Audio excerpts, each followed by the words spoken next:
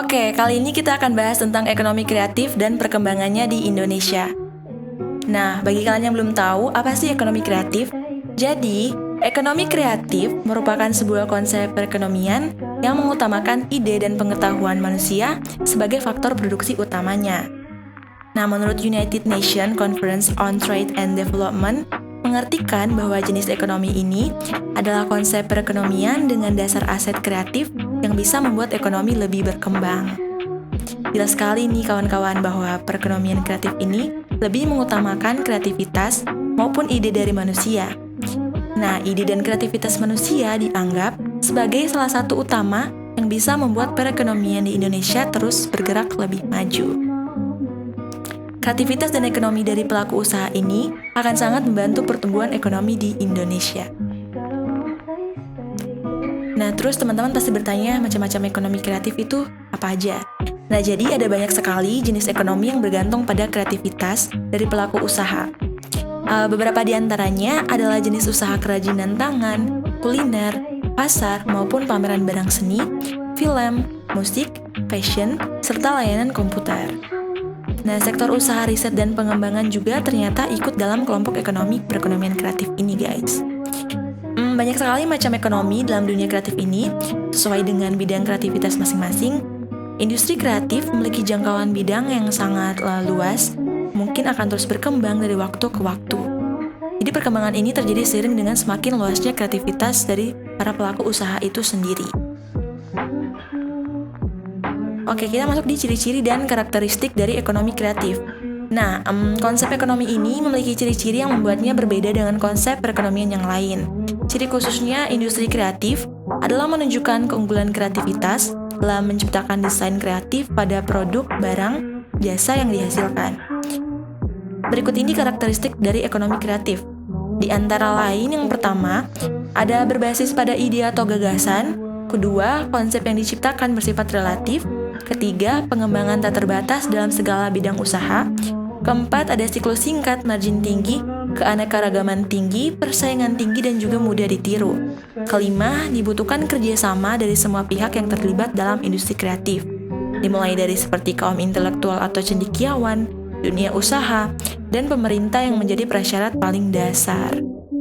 Nah, berikutnya mempunyai unsur utama berupa kreativitas, keahlian, dan talenta yang berpotensi meningkatkan kesejahteraan melalui penawaran kreasi intelektual.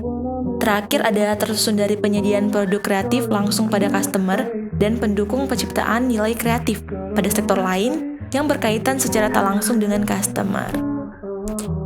Nah guys, selain itu sebenarnya konsep perekonomian ini tuh juga bersifat sangat relatif, serta bisa diganti kapan saja sesuai perkembangan zaman. Selanjutnya ada manfaat ekonomi kreatif. Ada banyak manfaat yang bisa didapatkan dari pelaksanaan ekonomi kreatif. Manfaat yang paling terlihat adalah munculnya kesempatan atau lapangan kerja baru yang semakin luas.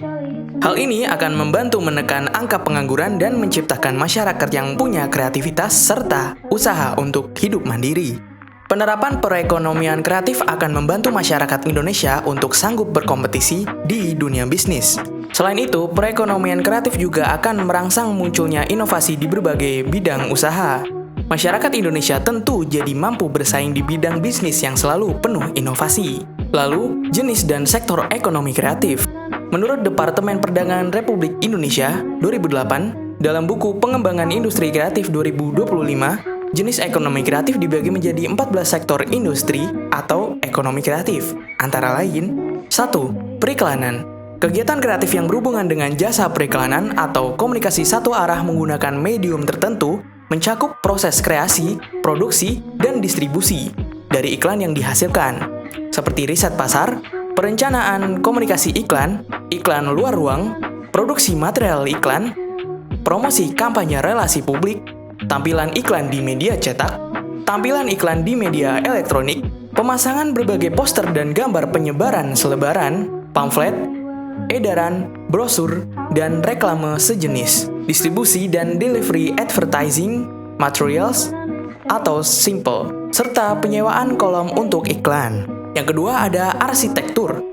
Kegiatan kreatif yang berhubungan dengan jasa desain bangunan, perencanaan biaya, konstruksi, konservasi bangunan warisan, pengawasan konstruksi baik secara menyeluruh dari level mikro hingga level makro. Ketiga, pasar barang seni. Kegiatan kreatif yang berkaitan dengan perdagangan barang-barang asli, unik dan langka, serta memiliki nilai estetika seni yang tinggi melalui lelang, galeri, toko, pasar swalayan, dan internet. Misalnya alat musik, percetakan, kerajinan, automobil, film indie dokumenter, seni rupa, dan lukisan. Yang keempat, kerajinan atau handicraft. Kegiatan kreatif yang berhubungan dengan kreasi, produksi, dan distribusi produk yang dibuat dan dihasilkan oleh tenaga pengrajin yang berawal dari desain sampai menuju proses penyelesaian. Antara lain meliputi barang kerajinan yang terbuat dari batu berharga, serat alam maupun buatan, kulit, rotan, bambu, kayu, logam, kaca, porselin, kain, marmer, tanah liat, dan kapur. Produk kerajinan pada umumnya hanya diproduksi dalam jumlah yang relatif kecil. Kelima, desain. Kegiatan kreatif yang berhubungan dengan kreasi desain grafis, desain interior, desain produk, desain industri, konsultasi identitas perusahaan dan jasa riset pemasaran, serta produksi kemasan dan jasa pengepakan. Yang keenam, fashion. Kegiatan kreatif yang berhubungan dengan kreasi desain pakaian, desain alas kaki, produksi pakaian mode dan aksesorisnya, konsultasi lini produk fashion, serta distribusi produk fashion. Yang terakhir adalah film, video, dan fotografi. Kegiatan kreatif yang berkaitan dengan kreasi produksi video, film, dan jasa fotografi, serta distribusi rekaman video dan film, termasuk di dalamnya penulisan skrip, dubbing film, sinematografi, sinetron, eksibisi film. Permainan interaktif, kegiatan kreatif yang berhubungan dengan kreasi, produksi, dan distribusi permainan komputer dan video yang bersifat hiburan dan edukasi. Pada subsektor ini, permainan interaktif bukan hanya sebagai hiburan semata loh, namun juga sebagai alat bantu pembelajaran ataupun edukasi. Musik, kegiatan kreatif yang berhubungan dengan kreasi atau komposisi, pertunjukan, dan distribusi dari rekaman suara atau lagu. Seni pertunjukan, kegiatan kreatif yang berhubungan dengan usaha pengembangan konten, produksi pertunjukan, misalkan pertunjukan balet, tarian tradisional, tarian kontemporer, drama, musik tradisional, teater, opera, dan lain-lain. Penerbitan dan percetakan, kegiatan kreatif yang terkait dengan penulisan konten dan penerbitan buku, jurnal, koran, majalah, tabloid, dan konten digital, serta kegiatan kantor berita dan pencari berita. Pada sektor ini juga mencakup penerbitan, foto, grafir, dan kartu pos, formulir, poster, percetakan lukisan, dan barang cetakan lainnya termasuk rekaman mikrofilm. Layanan komputer dan perangkat lunak. Pada kegiatan kreatif ini, mereka berhubungan dengan pengembangan teknologi informasi, termasuk jasa layanan komputer, pengolahan data, pengembangan database, pengembangan piranti lunak, integrasi sistem, desain dan analisis sistem, serta desain arsitektur piranti lunak, desain prasarana piranti lunak dan piranti keras, serta desain portal termasuk perawatannya. Radio dan televisi, kegiatan kreatif yang berhubungan dengan usaha kreasi, produksi, pengemasan, acara televisi, penyiaran, dan transmisi konten acara televisi, juga radio. Riset dan pengembangan, kegiatan kreatif yang berhubungan dengan usaha inovasi, yang menawarkan penemuan ilmu dan teknologi dan penerapan ilmu, serta pengetahuan tersebut untuk memperbaiki produksi dan kreasi produk baru, proses baru, material baru, alat baru, metode baru, dan teknologi baru, yang nantinya akan dapat memenuhi kebutuhan pasar, termasuk berhubungan dengan human error, serta penelitian dan pengembangan bahasa, sastra, dan seni, serta jasa konsultasi bisnis dan manajemen. Lalu, sejauh mana sih perkembangan ekonomi kreatif di Indonesia? Masyarakat Indonesia memiliki potensi besar untuk sukses di bidang industri kreatif. Kreativitas masyarakat Indonesia tak kalah bagusnya dari negara lain. Industri kreatif sudah mulai ramai dan muncul di Indonesia pada tahun 2006. Pemerintah memberikan banyak bantuan bagi perkembangan industri kreatif.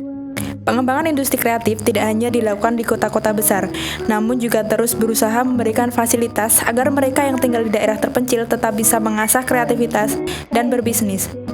Pemerintah juga tidak lupa untuk mengadakan berbagai event penting sebagai sarana pameran produk hasil kreatif masyarakat. Perekonomian kreatif ternyata memberikan banyak kontribusi bagi perkembangan perekonomian di Indonesia.